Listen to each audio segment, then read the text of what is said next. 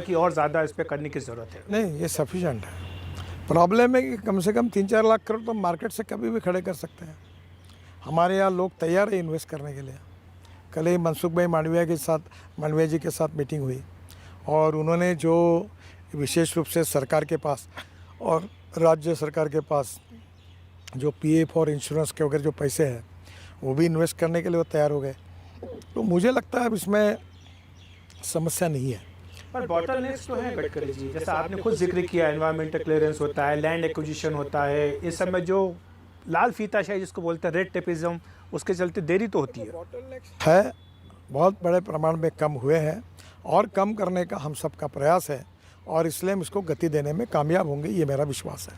किस तरह की एम्बिशियस परियोजनाएं हैं जिनका इंतज़ार देश की जनता कर रही है? आपने रोपवे का जिक्र किया, टनल रोपवेज, ये सब क्या है? इनके बारे में कुछ बताइए कि ये हम क्या लोग योजना बनेगी? मास रैपिड ट्रांसपोर्ट और रोपवे, केबल कार, फेनिकुलर रेलवे में काम कर रहे हैं। टोटल राज्य सरकार से 360 प्रपोजल हमको मिले हैं और 6 महीने के अंदर 50 प्रपोजल हम शुरू कर देंगे। हम लोग उसके टेंडर प्रोसेस में हैं और आने वाले समय में जैसे धौला कुआं से मानेसर, हवाई में चलने वाली स्काई बस, इस पर भी हम अध्ययन कर रहे हैं ताकि हम लोग ऊपर के ऊपर लोगों को ले जाए तो नीचे का ट्रैफिक कम हो जाएगा। तो कोशिश है नई नई टेक्नोलॉजी का उपयोग करके हम पोल्यूशन को कैसे कम करें, ट्रैफिक जाम को कैसे कम करें। तो इसमें अनेक इनोवेटिव मॉडल पे हम काम कर रहे हैं। अब हम जहाँ बैठे हैं दिल्ली में, आप जानते हैं कि यहाँ प्रदूषण की कितनी बड़ी समस्या है, वायु प्रदूषण की। हालांकि पहले की तुलना में काफ़ी कम हुआ भी है, लेकिन कुछ ऐसे महीने होते हैं जब प्रदूषण बढ़ जाता है। और ईवी पर आपका खास तौर से जोर है। अभी बजट में भी जो बैटरी आती है ईवी के लिए, उस पर कई सारे कंपोनेंट्स को लेकर के टैक्स में छूट देना, ये सारे प्रोविज़न किए गए हैं। आपको लगता है इससे थोड़ा प्रोत्साहन मिलेगा? देखो, पहली बात तो ऐसी है कि दिल्ली के प्रदूषण की जब आपने बात की तो पहली बात, दिल्ली में 65,000 करोड़ के road project, Dwarka express highway हो, पेरीफेरियल रोड हो, हमारी ये टनल हमने बनाई है स्पेशल द्वारका एक्सप्रेस हाईवे में, UR2 है, कलिंदी कुंज वाला रोड है, फिर दिल्ली देहरादून है, दिल्ली जयपुर है, दिल्ली मुंबई है, दिल्ली कटरा है। और ये सब रोड जो हम बना रहे हैं इसकी कीमत करीब 65,000 करोड़ दिल्ली के अंदर की है। और अभी हम 35,000 करोड़ के और प्रोजेक्ट, ऐसे 1 लाख करोड़ के प्रोजेक्ट दिल्ली को ट्रैफिक जाम और प्रदूषण से मुक्त करने के लिए हम करेंगे। 65,000 करोड़ के प्रोजेक्ट दिसंबर तक पूरे हो जाएंगे और 35,000 करोड़ के प्रोजेक्ट हम इसी साल चालू करने की कोशिश करेंगे। फिर दिल्ली की पानी की समस्या के लिए मैं जब वाटर रिसोर्स मंत्री था, हमने 3 योजनाएं उत्तराखंड और हिमाचल में मंजूर की है। किशोर बांध है, रेणुका बांध है, उसमें 22,000 करोड़ भारत सरकार ने दिए, उनके काम शुरू हुए। 2080 तक दिल्ली को पानी की समस्या नहीं रहेगी। तीसरी बात, दिल्ली के जल प्रदूषण को दूर करने के लिए जायका का प्रोजेक्ट पकड़कर हमने 6,000 करोड़ दिल्ली सरकार को दिए। अब दिल्ली सरकार ने उसमें 15% उनके डालने चाहिए, वो नहीं डाले, उसका कुछ जगह काम रुका हुआ है। पर ये सब प्रोजेक्ट होने से दिल्ली जल प्रदूषण से मुक्ति मिलेगी। रही बात जो दिल्ली की सबसे महत्वपूर्ण चीज़ है, इलेक्ट्रिक। अब इलेक्ट्रिक ये ऐसा फ्यूल है सस्ता है।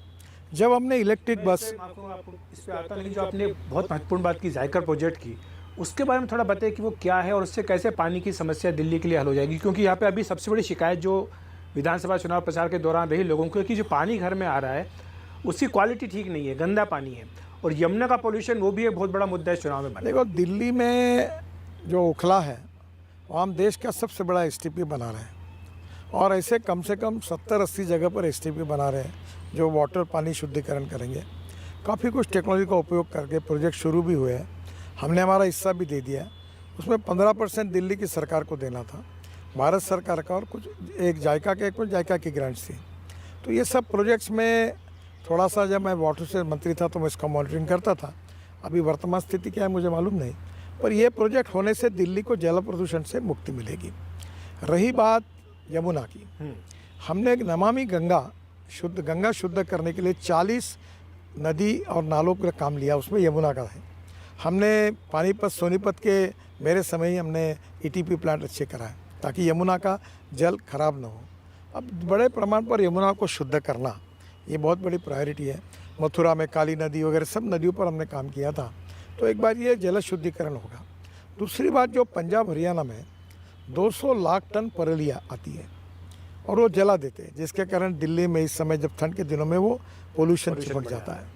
तो अभी उसमें 20 लाख टन परेली से अभी ये प्रोसेसिंग शुरू हो गया, 2,500 रुपये टन परली का भाव हुआ है। अब परली से इथेनॉल बन रहा है, बायो बिटुमिन बन रहा है पानीपत में, और 78,000 टन हवाई ईंधन बन रहा है। और परली के 400 प्रोजेक्ट में से 60 प्रोजेक्ट शुरू हो गए हैं जो परली से CNG बना रहे हैं। और उसका जो पाइप प्रोडक्ट है लिग्नेंट, वो हम बिटुमिन में डाल रहे हैं। पहला 1 किलोमीटर रोड हमने बनाया, और ये लिग्नेंट डालने से किसान अब अन्नदाता नहीं ऊर्जादाता, ऊर्जादाता नहीं ईंधन दाता, ईंधन दाता नहीं बिटुमिन दाता, बिटुमिन दाता नहीं अब वो हवाई ईंधन दाता, और सबसे इम्पोर्टेंट चीज़ यानी हाइड्रोजन दाता बनेगा। तो गांव की परिस्थिति बदलेगी। मक्के का भाव पिछले साल 1,200 रुपये क्विंटल था, इस रुपये 2,400 रुपये क्विंटल हुआ, क्योंकि इथेनॉल मक्के से बनना शुरू हुआ। तो आने वाले समय में हम गांव गरीब मजदूर किसान का कल्याण कैसे हो, प्रदूषण से मुक्ति कैसे मिले, गाँवों को किसानों की उन्नति कैसे हो, रोजगार कैसे निर्माण हो, और एक तरफ देश का इंपोर्ट कैसे कम हो फॉसिल फ्यूल का जो 22 लाख करोड़ का है, और प्रदूषण से कैसे मुक्ति मिले, इस प्रकार का इंटीग्रेटेड अप्रोच में हमने पॉलिसी बनाकर काम किया है। क्या आपको लगता है गडकरी जी की यमुना साफ हो सकती है? बिल्कुल हो सकती है, मेरा विश्वास है हो सकती है। मैं तो यमुना में हवाई जहाज उतरने वाली बात कर रहा था। कैसे? वो यहाँ से यमुना में हम लोग ड्रेजिंग करेंगे, हवाई जहाज यहाँ से उड़ेगा, ताजमहल के पीछे 13 मिनट में उतरेगा, ताजमहल 2 घंटे में देखेंगे, वापस आएंगे उड़ के 13 मिनट में यहाँ जाएंगे, सुबह शाम वापस आगरा देख के। तो मैं ये वो हवाई जहाज चालू हुआ, मैंने हवाई जहाज लाया, पानी में उतारा मुंबई के समुद्र में, बाद में प्रधानमंत्री जी हमारे अहमदाबाद के साबरमती रिवर फ्रंट से उड़ के चले गए। तो ये सब सक्सेसफुल है, ये हो सकता है। और यमुना भी शुद्ध हो। और मैंने और एक प्रोजेक्ट लिया था कि 900 हेक्टर यमुना के बाजू में हम लोग सिंगापुर में जैसे वो रिक्लेमेशन करके एक बहुत बड़ा गार्डन बना है, वैसा एक ऑक्सीजन पार्क बने नाम से एक बड़ा गार्डन बनाने का सोच रहे थे। वो भी प्रपोजल LG के साथ डिस्कस मैंने किया था। अब वो मेरे पास डिपार्टमेंट नहीं है, पर ये दिल्ली में होना चाहिए, ऐसे दिल्ली के लोगों की अपेक्षा है। और अगर वायु प्रदूषण की बात करें तो आपने पराली का तो विस्तार से जिक्र किया, लेकिन जो सबसे बड़ा कंपोनेंट है वो व्हीकुलर पोल्यूशन है, जो गाड़ियों से निकलने वाला धुआं है उससे सर प्रदूषण। डीजल पेट्रोल ही कम। अभी मेरे पास गाड़ी है 100% इथेनॉल पे चलने वाली।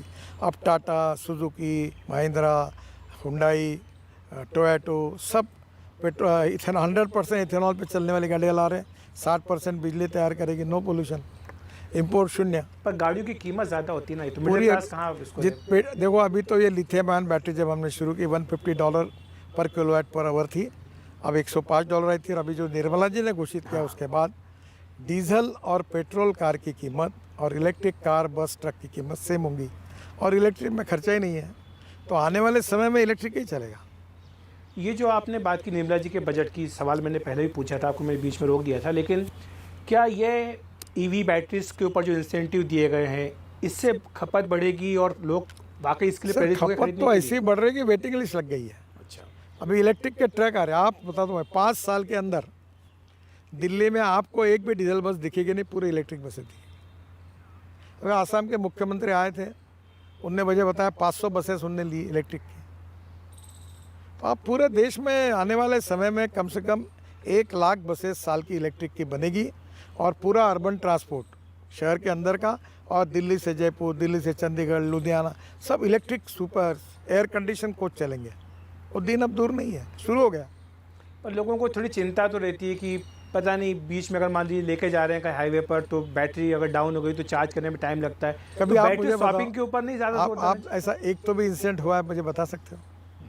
एक भी इंसिडेंट बताओ। चाहिए। पर टाइम बहुत लग जाता है, 3-3 कुछ नहीं लगता, रात को होता है। देखो एक स्कूटर 24 या 26 किलोमीटर चलती है दिन में, एक कार 100 किलोमीटर चलेगी।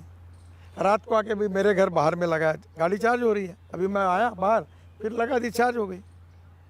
तो आपके हाँ, हिसाब से दिल्ली मुंबई जाने में आपको चार्ज तो हम 670 चार्जिंग स्टेशन रोड पे बन रहे पेट्रोल पंप के बाजू में, तो कोई प्रॉब्लम नहीं। तो आपके हिसाब से पेट्रोल, डीजल और EV बैटरी जो है कार, इनकी तीनों की कीमत एक जैसी हो मैं जाएगी? उम्मीद करता हूँ कि निर्मला जी के बजट के बाद इस साल एक 6 महीने में ये कीमतें लगभग सेम हो जाएंगी। अगर हम सड़कों की बात करें, एक्सप्रेसवे जो इतनी रफ्तार के साथ बन रहे हैं गडकरी जी, तो उनकी क्वालिटी को लेकर के भी सवाल उठते हैं। कुछ जगह जैसे आपने अभी ये मुंबई दिल्ली एक्सप्रेसवे देखा होगा, इसमें कई जगह पैच वर्क हो रहा है, 1-1.5 साल के भीतर ही काम दोबारा शुरू हो जाता है। इसके पीछे आपको क्या लगता है कि क्या? अभी तो हम टेक्नोलॉजी नई नई उपयोग में ला रहे हैं, और अभी ये भी कर रहे हैं कि हम ऐसी एक सिस्टम ला रहे हैं सॉफ्टवेयर को, कितनी मिट्टी डाली, कितना डाला, कितना लिया, वो सब कंप्यूटर पे वो स्क्रीन पर दिखेगा। हम लगातार क्वालिटी मेजर्स ले रहे हैं, नई नई टेक्नोलॉजी एक्सेप्ट कर रहे हैं। जो कमी होगी उसमें डिफेक्ट लायबिलिटी पीरियड है, उसको पूरा हम ठोकेंगे, कॉन्ट्रैक्टर को छोड़ेंगे नहीं, और नहीं तो ब्लैक लिस्ट करेंगे। अभी दिल्ली पेरिफेरल रोड पर हम कड़ी कार्रवाई कर रहे हैं, और कॉन्ट्रैक्टर को ये समझना चाहिए कि जो काम ठीक से नहीं करेगा उसको बिल्कुल इसका कीमत चुकानी पड़ेगी। अब मिडिल क्लास की बात होती है तो उसकी तो झोली भर गई। आपको पता होगा कि जो सोशल मीडिया उस पर कई तरह के मीम चलते हैं, तो वित्त मंत्री जी के बारे में भी चलते थे और आपके बारे में भी, क्योंकि टोल को लेकर चलता है। तो लोग कह रहे हैं कि चलो इनकम टैक्स में तो रिलीफ मिल गया, अब टोल में भी रिलीफ मिल जाए तो गंगा नहाए। जल्दी मिल जाएगा। अच्छा, कैसे? हमारा अध्ययन पूरा हो गया है और हम जल्दी ऐसी स्कीम लाएंगे कि सब लोगों को टोल से एक प्रकार से उनकी तकलीफें खत्म हो जाएगी। तो टोल खत्म हो जाएगा या कम हो जाएगा या टोल वो तो नहीं अभी देना? मैं कुछ बताऊंगा नहीं आपको, पर मैं जल्दी ही ये स्कीम जाहिर करके हम इसको ख़त्म करेंगे। तो यानी जो बार बार रुकते हैं या जो अभी रीडिंग होती है उसके बजाय ऑलरेडी बैंक से सीधा अभी कट भी जाए। 99% फास्टैग है, रुकने की ज़रूरत नहीं पड़ेगी।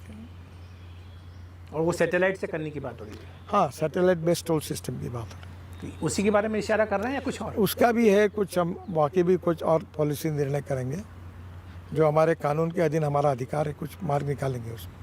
तो आपको लगता है कि जल्दी लोगों को टोल वाली बात से भी राहत मिल जाएगी? मेरे भी बहुत कार्टून निकलते हैं, हाँ, मैं बोल सोशल मीडिया पे बहुत ट्रोल करते हैं, टोल को लेकर लोग थोड़े नाराज़ भी है। मैं इतना ही कह सकता हूँ कि आने वाले कुछ ही दिनों में नाराज़गी दूर हो जाएगी। बहुत बढ़िया, तो अच्छी खबर जल्दी सुनने को मिलेगी। अब थोड़ी सी हम पॉलिटिक्स की बात कर लेते हैं, क्योंकि दिल्ली के चुनाव हैं जल्दी, कल लोग मतदान भी अपने करने वाले। दिल्ली वाले आपने बहुत विस्तार से बताया कि क्या क्या काम आपके मंत्रालय ने किया है, क्या योजनाएँ हैं। लेकिन जो कैंपेन हुआ, आपको लगता है कि ये ठीक है इस तरह से बहुत ज़्यादा एक पर्सनल होना और सबकी सारी संस्थाओं पर आरोप लगाना? राजनीति में किस नेता ने और पार्टी ने कैसा बिहेवियर करना चाहिए, ये लोकतंत्र में उनका अधिकार है। पर लोकतंत्र को अगर यशस्वी बनाना है तो मर्यादा का पालन करके संयम दिखाते हुए अपनी बात को रखना यही अच्छा है। जब जनता इसके बारे में उचित निर्णय करेगी, चॉइस करेगी, तो लोग ठिकाने पर आकर सही चलेंगे। तो जनता का ही इसको निर्णय करना है कि सही क्या है, गलत क्या है, किसने गलत किया और किसने सही किया। मेरा विश्वास है कि दिल्ली की जनता, डबल इंजन की सरकार चाहिए दिल्ली को, इसलिए भारतीय जनता पार्टी को प्रचंड मतों से विजयी बनाएगी और हमारी सरकार आएगी, ऐसा मेरा विश्वास है। आप तो बीजेपी के राष्ट्रीय अध्यक्ष भी रहे हैं गडकरी जी। 27 साल हो गए जब बीजेपी की सरकार यहाँ पर दिल्ली में नहीं आई, इतना लंबा वनवास खिंच गया। पर इस बार हम जीतेंगे, हमारी सरकार आएगी, इतना ही मैं कह सकता हूँ। और जो मुद्दे हैं, आपको लगता है कि जो रेवड़ी की बात हो रही थी तो बीजेपी भी उसी दौड़ में शामिल हो गई? देखिए, दिल्ली में हमने जो विकास किया है भारत सरकार ने मोदी जी के नेतृत्व में, वो लोगों के सामने है। और मैं आपको बता दूँ, दिल्ली में हमारी सरकार आई तो 5 साल के अंदर दिल्ली को हम प्रदूषण से और ट्रैफिक जाम से मुक्ति दिलाएंगे। पर ये जो रेवड़ी है, आप इसको सही मानते हैं? जिसको रेवड़ी कहा जाता है कि लोगों को सीधे पैसे दे देना, छूट दे देना, फ्री बस यात्रा, फ्री मेट्रो यात्रा। अब रेवड़ी खाने वालों की संख्या बढ़ी है, इसलिए रेवड़ी आ रही है। जनता जब तय करेगी कि हम रेवड़ी पर नहीं, नीतियों के ऊपर, हमारे लॉन्ग टर्म जनता के इंटरेस्ट के जो सब्जेक्ट है उसके ऊपर मत देंगे, तो रेवड़ी इफेक्टिव नहीं रहेगी। और थोड़ी सी पॉलिटिक्स महाराष्ट्र को लेके भी हो रही है। ये कहा जा रहा है कि जो लोकसभा चुनाव था और विधानसभा चुनाव, इसके बीच में बहुत सारे वोटर्स जोड़ दिए गए और यही कारण है कि बीजेपी इतनी बड़ी संख्या में वहाँ जीती।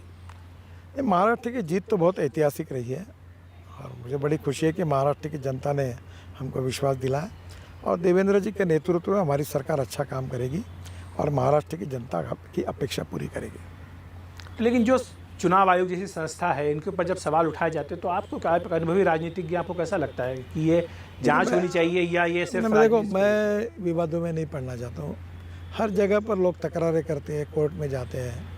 हमारे यहाँ लोकतंत्र में व्यवस्था है, उसका उचित निर्णय उचित जगह पर लगता ही है। और आगे की अगर हम बात करें तो इस बजट से आपको क्या लगता है कि आने वाले दिनों के लिए क्या दिशा मिलेगी देश की अर्थव्यवस्था? $5 ट्रिलियन की इकोनॉमी बनाने की जो प्रक्रिया है, वर्ल्ड की 3rd लार्जेस्ट इकोनॉमी बनने की जो प्रक्रिया है, उस प्रक्रिया में आगे जाने के लिए एक मील का पत्थर ये बजट साबित होगा और हमें प्रगति और विकास की ओर लेके जाएगा, ऐसा मेरा विश्वास है। बहुत बहुत धन्यवाद गडकरी जी आपका इस पूरी चर्चा के लिए। तो ये थे केंद्रीय मंत्री नितिन गडकरी जी बजट के ऊपर चर्चा करते हुए, और उनको पूरा विश्वास है कि आने वाले दिनों में जो भारत को एक बड़ी अर्थव्यवस्था बनाना है उसके लिए मील का पत्थर ये बजट साबित होगा। वापस चलते हैं।